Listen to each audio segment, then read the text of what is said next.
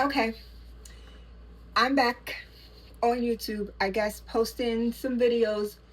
I started posting back in 2013 when I started a weight loss journey. Back then, I was 336 pounds, and all I knew was I needed to lose the weight. That's it. That's what I knew. And so, in my mind, gastric sleeve was the way to go.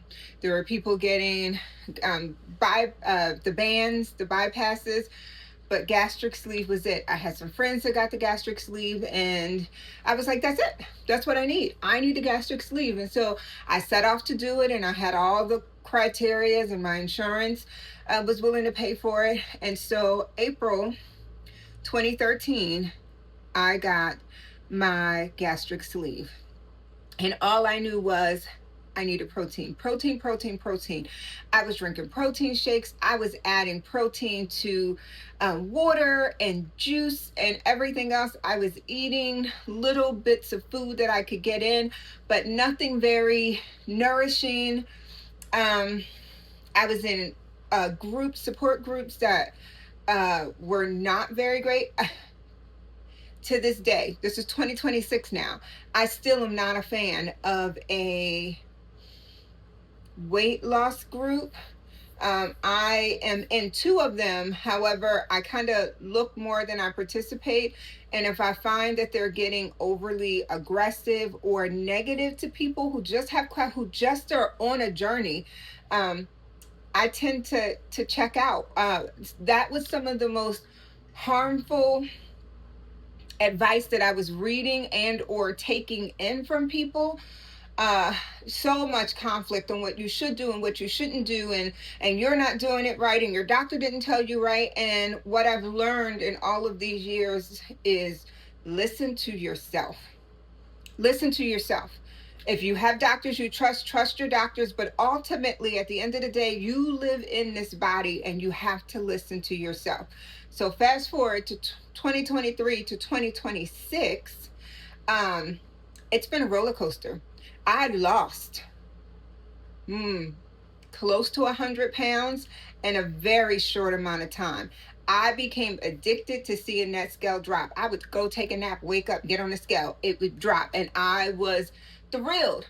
What I didn't learn was how to sustain it. What I didn't learn was what to do when your band loosened up again. What I didn't learn was how to eat when you don't feel like eating, how to eat when you go out with people, how to eat, but eat the right things. Because even though you go through a little class, it really is a mindset shift. And I will be honest with you, that mindset shift didn't happen until this year.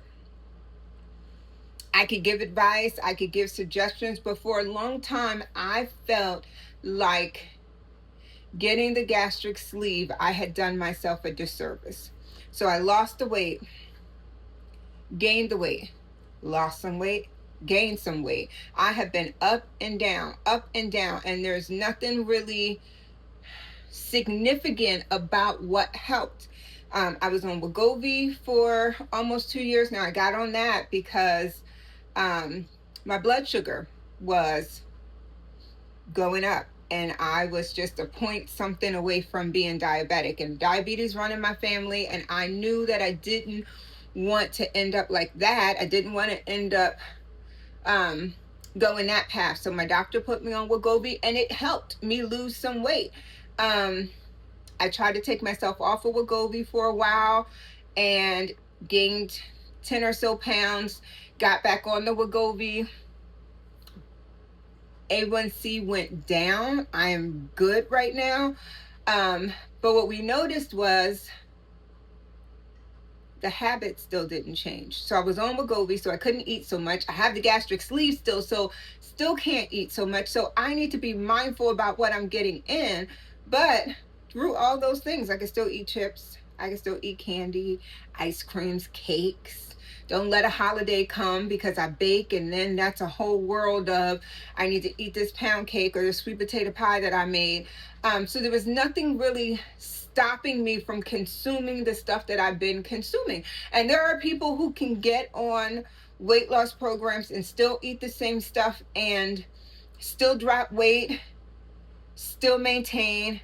I am not that person, and I've learned that in all these years. So I started watching some videos on YouTube. I love watching YouTube. I love watching people and how they live and how they interact. And I found some people who were doing weight loss the way that made them happy. And what I realized was they appreciated where they were because they were doing it their way. What came to my mind was, how can I make this my way? And so I picked up some things from them. And let me be honest, I've only been doing this for about 6 weeks. My doctor switched my medicine. That was her call, not mine. Not that I feel any differently than I did on the Wegovy. I'm now on Zepbound. Don't feel any different. Still can eat, still can move. What's different is the way I choose to eat.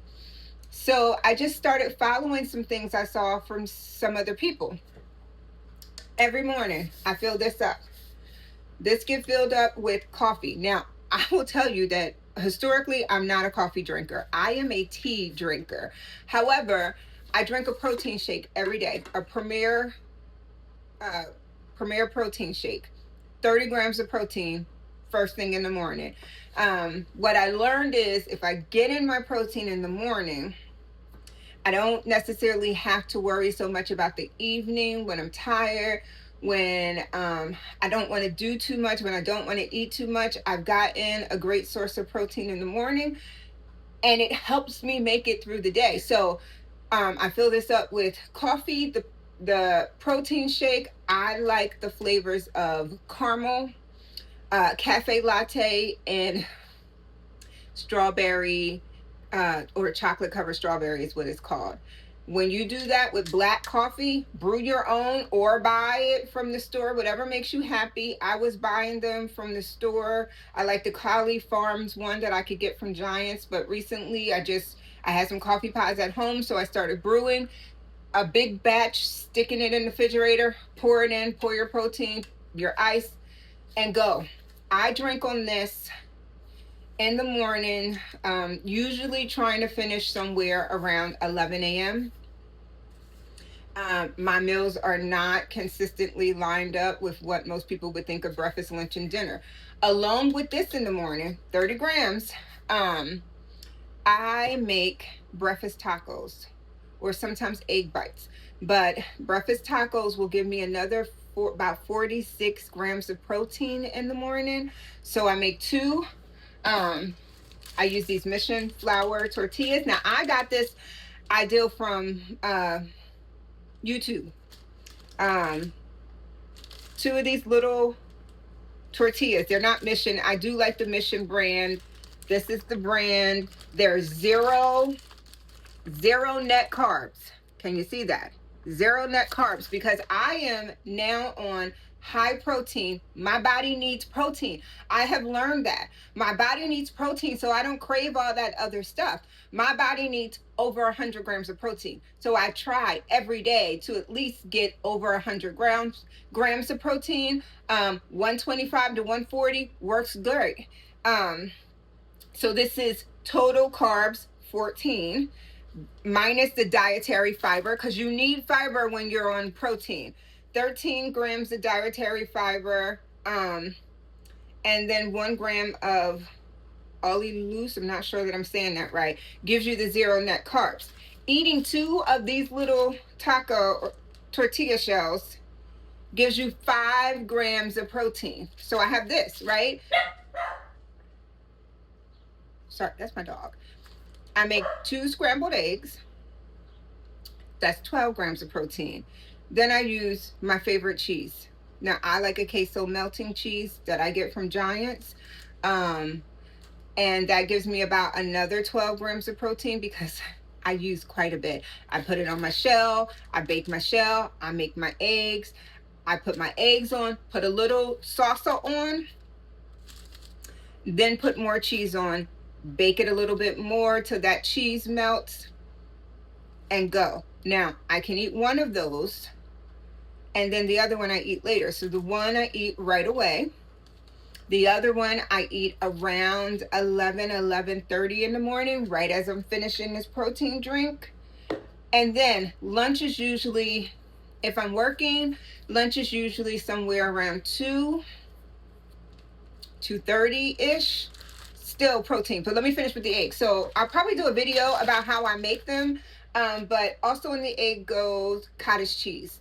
Don't knock it till you try it. Cottage cheese in your eggs give you another dose of protein. So there I'm getting about another 6 grams or so of protein. And then I use chicken. Sometimes I use bacon. But I've been buying the chicken snack packs you can get at Costco. You get several of them, and what I do is cut them into pieces. One pack gives you 21 grams of protein. I use half of that in my morning eggs, half the next day. So I'm already getting 10.5 grams of protein from that chicken added all together. It's a lot of protein in the morning. Added to the protein drink, it's a lot of protein. For lunch, I'm simple. If I'm at work, sometimes I'll pack some grapes, some mozzarella cheese balls. I love cheese. I can eat cheese. I don't have a problem. I love all sorts of cheese. So I pack some mozzarella cheese balls. If you get the little snack packs at Costco, 3 little balls in a pack, 5 grams of protein. I usually pack 6 little balls, so 2 packs, some grapes, and either some cut up lunch meat. If you have a BJ's membership, go to BJ's because their lunch meat is so much cheaper than the store. Half off of what you're going to pay in a regular grocery store. Sometimes less than that, what you're going to pay in the grocery store. So I chop up like 3 slices of, I like Dietz and Watson's maple honey ham. Chop that up to eat with the cheese and the grapes. I don't take crackers or anything, but if I want something crunchy to go to it, Quest protein chips. Love Quest protein chips. So I'll just pack a Quest protein chip. I don't need the carbs or the calories that's going to come from the crackers. Quest protein chips, low carb, and they taste wonderful. The salsa, the pizza. There's another one that I like. Tastes wonderful. Tastes like Doritos. Just not as thick of a corn tortilla as a Dorito, but tastes good. And then for dinner, either I'll have chicken. I eat a lot of chicken. I'll have chicken or whatever I'm cooking. If I'm cooking something that has rice, don't get me wrong, I will eat rice. Maybe I'll eat a 1/4 cup. Maybe I'll eat half of that 1/4 cup, like 1/8 of a cup of rice, but my protein will be my protein. And I'll try to have some sort of vegetable. Now, I try to watch vegetables because certain vegetables are high in carbs. So green leafy vegetables work a little bit better. I've also been in love with those, the viral Caesar salad tacos where you make the taco shell out of the cheese and the chicken. Again, I keep a refrigerator full of cheese. Those Costco chicken bites work so fast. Cut them up, put them on your cheese, bake it, make yourself a little Caesar salad. Dark leafy romaine will be good for you. Pop it in. Watch the dressing because the dressing is where the calories and stuff will come in. Light dressing. Instead of using croutons, which sometimes I will, Quest also makes these little things that are kind of like Cheez-Its. They taste okay. I can eat them, but sometimes I'll just crumble some of the cheese ones up and use that as like my crouton filler. Works wonderful. Today, lunch, I'm going to make these really good chicken breast strips. 4 ounces is 23 grams. 4 ounces. If you don't know what 4 ounces is, get a scale. I have an old school scale that I can use to measure these. I put them in the air fryer. I put a little Kinder's garlic butter seasoning on them, and then sometimes I just eat them with barbecue sauce. Sometimes, because I told you I like like these, I'll put this in the toaster oven with some of my melting cheese or some Mexican or taco cheese blend. And then after I cook these, put them on top with a little barbecue sauce. Great, great meal. And add more protein to your day. Snacks, like I said, Quest chips, meat sticks. But make sure you look and see what it's saying about the carbs, the calories, and the protein on the meat sticks, because they're not all the same. Also, Quest bars. I've really taken a liking to Quest bars. I am still on a journey to find what I like, but what I realized is when I decided to go high protein, low carb, I stopped eating all of the other stuff and just was here. Just was on the things that were going to give me the results that I wanted. And what I found was, because I had cut out the candies and the sugars and the things like that, when I started eating the healthy stuff, it didn't taste so bad to me. I think if I had just still been eating all of the unhealthy snacks, because that has a taste, right? That sugar is addictive. Then when I switched over to the healthy snacks, it would have been like, oh, this tastes grainy, or this doesn't crunch enough. But I don't have that because I gave that up a while ago. Now, I still have a snack every once in a while. I can eat a peanut M&M. I love peanut M&Ms. But what I find is I can eat 2 or 3 peanut M&Ms and be like, that was all that I needed. I still like ice cream. I still like to go to the ice cream shop, but I don't need it. So if I do go, it's a kid size scoop of ice cream.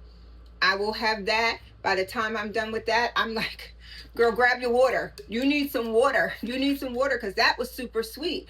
And then that kills any craving. I don't deny cravings. If I have a craving, I'll take a sample. But what I know is I don't need the whole thing. What I know is it doesn't hurt me to have that. What I know is it hurts me more to try to deny that I want it.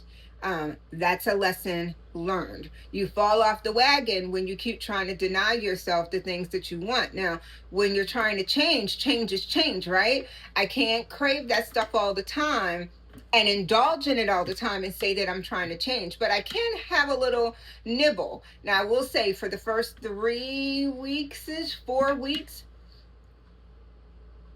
I really tried not to nibble. I tried to stick. But I also will tell you that it was in my mind that it was doable, because everything that I'm making is real food. Everything that I'm making is not restrictive. It's food that I would normally eat. I'm just eating it in a different way. It's food that I would normally have. I'm just mindful of how I prepare it and what it's going to do to my body, right? What kind of fuel do I want? So along with that protein iced coffee, I also thing of water. I try to keep my water in. I also have a Walla. I left it upstairs.